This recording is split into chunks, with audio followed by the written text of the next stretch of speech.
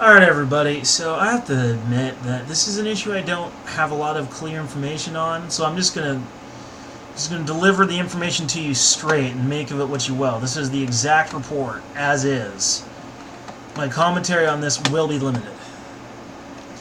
This is under U.S. News. U.S. measles outbreak spreads to Idaho and Virginia and hits 1,022 cases. This is from Reuters. They're a verified source. I like using them. The United States' worst measles outbreak in a quarter century spread to Idaho and Virginia last week as public health authorities on Monday reported 41 new cases of the highly contagious and sometimes deadly disease. The U.S. has recorded 1,022 cases of the disease this year as of June 6th in an outbreak blamed on misinformation about vaccines.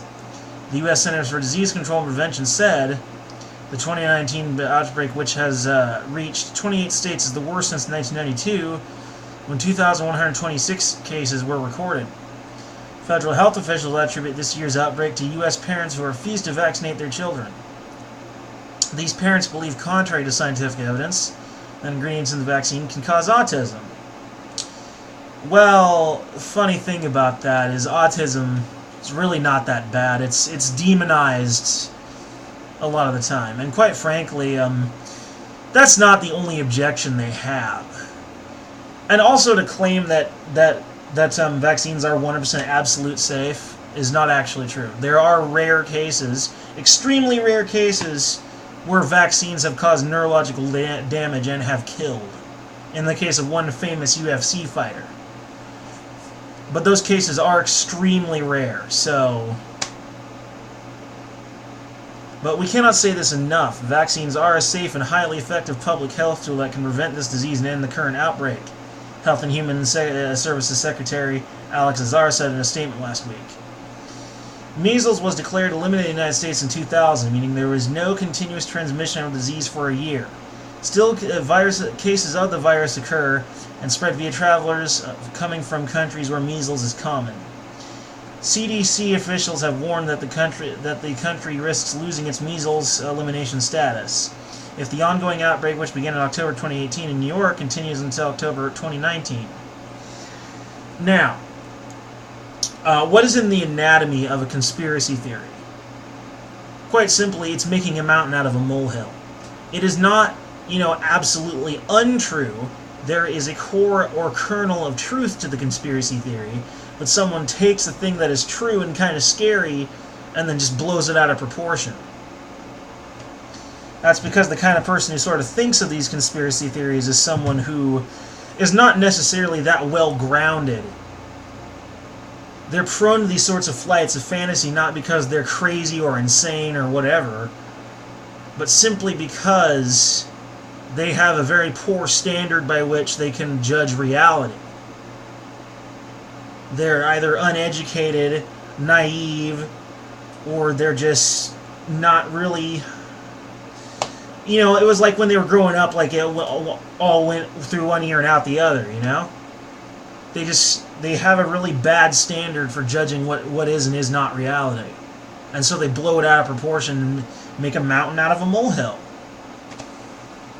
They just need education. They don't need to be treated like they need like a fucking padded party room in a a straitjacket. But if you ask me, no. Vaccines are not 100% safe. There are rare cases that have been documented to have occurred where kids who have received them have suffered neurological damage and died. But those cases are extremely rare. Bottom line is, they're not as safe as they would like you to think. But that doesn't mean it's some conspiracy to sell you some clearly dangerous product either. It's just something that they have way, way, way too much confidence in. Which, is just a general statement on governments in general. Governments everywhere are like that. We have total confidence this will work. And then it doesn't work the way they expected. It happens all the time. Communism. Excuse me. Anyway, so that's what I have to say on that. Make of it what you will. Moving on in U.S. news, We have the Democratic 2020 candidates pitch Iowa party leaders on how to beat Trump. This is very interesting, actually. This took place in Cedar Rapids, and it was in a big hotel with a ballroom. The place was just packed. And 19 Democratic presidential candidates delivered rapid-fire sales pitches to Iowa party leaders on Sunday, touting their ability to energize voters, win the White House, and deliver on long-time party goals such as universal health care, which I think will be a nightmare, because I'm sort of a free market kind of guy. That'll kill competition, bringing prices up and quality down.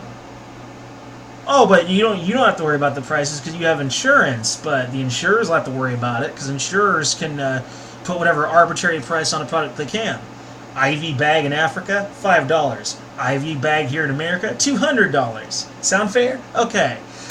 At the biggest gathering so far of 2020 presidential candidates, the Democrats had 5 minutes, each to sum up their case for the presidency. Most agreed on the problems, including finding a solution to climate change, improving public education, and ceasing pay and wealth inequality. Wealth inequality. Wealth inequality is largely an illusion. A lot of the time it's really just because one family makes a decision that the other one didn't.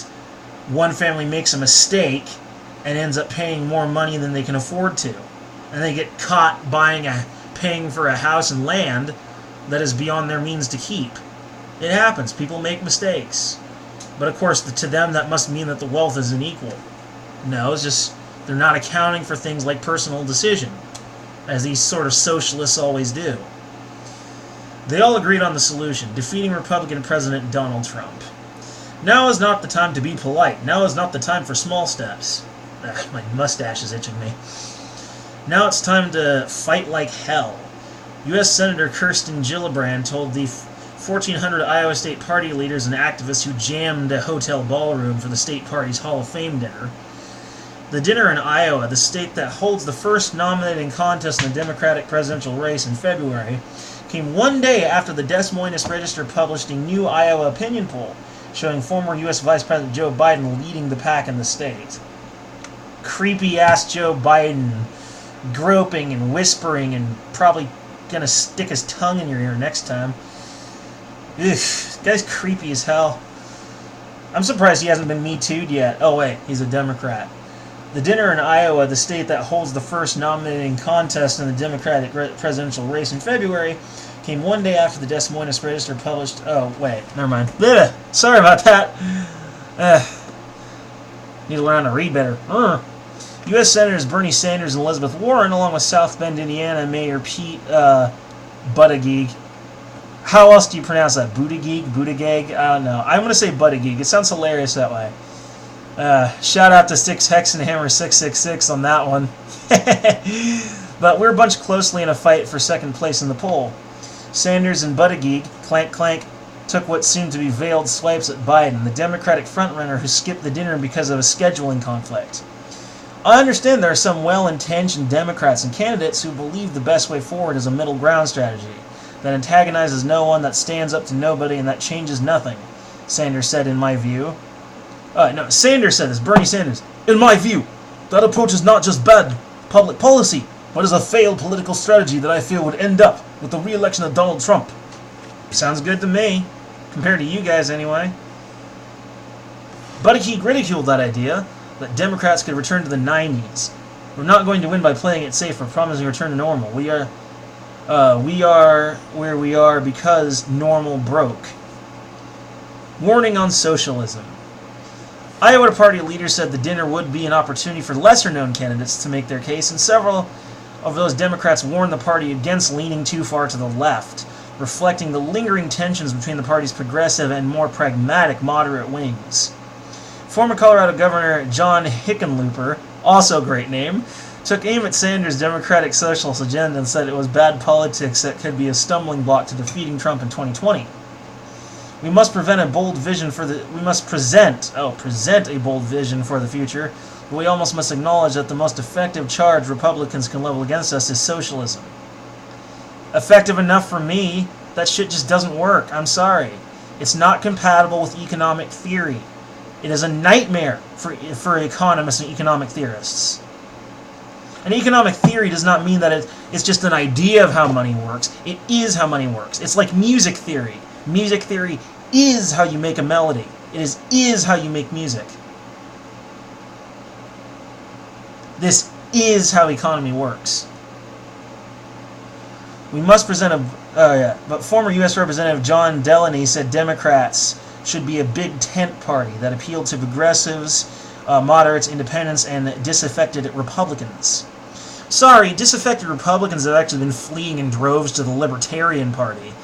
Donations to it have been increasing substantially.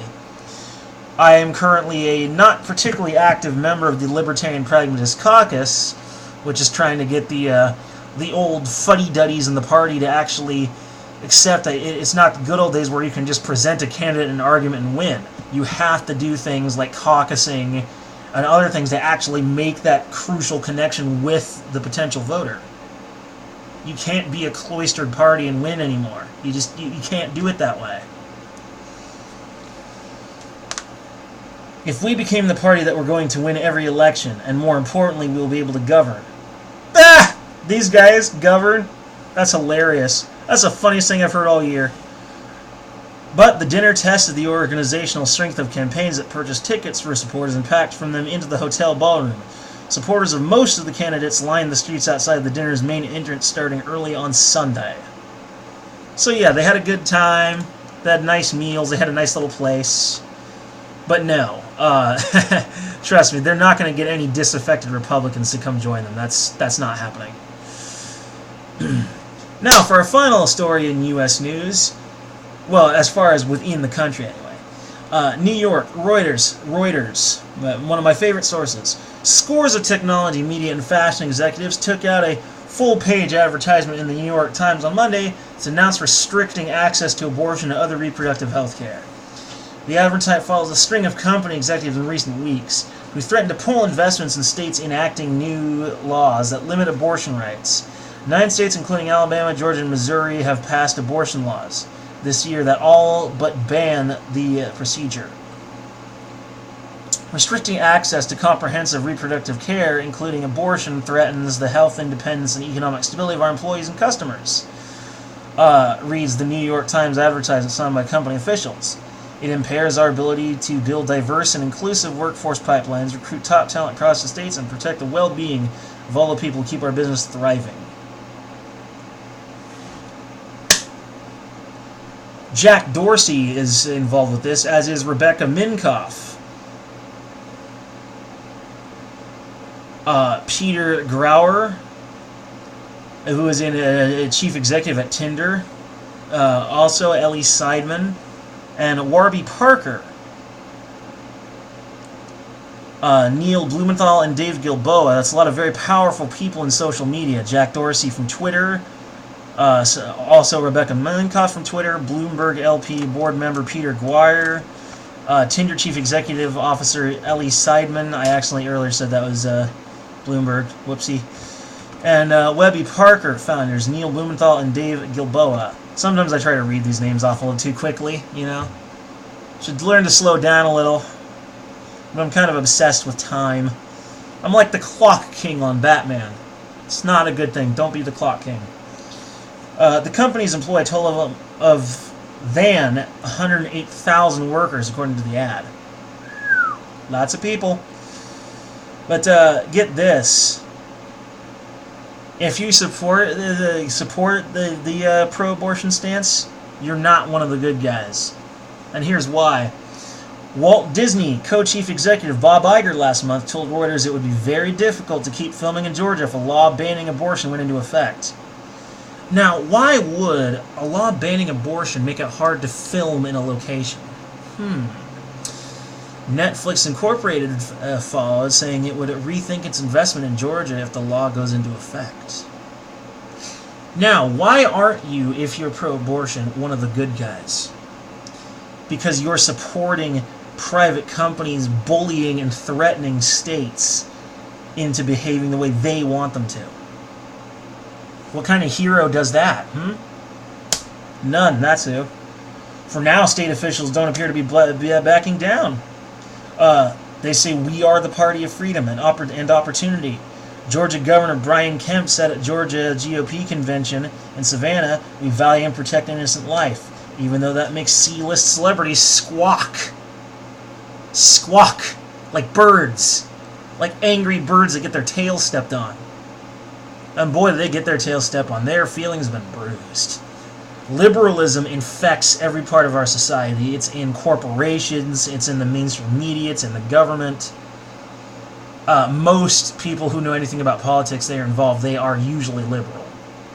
It's like 60% liberal, 30% Republican, like 10% libertarian. And like maybe 1% green, so that'd be like 9% libertarian, 1% green party. But yeah, I mean, there you go.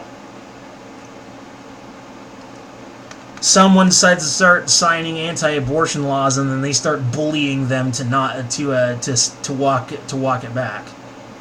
I mean, who does that? If you're really on the side of good, then why do you have to resort to such tactics as bullying and harassment? Huh? I would also direct that statement toward our U.S. foreign policy, which involves many of the same tactics, albeit in a more financial way. Anyway,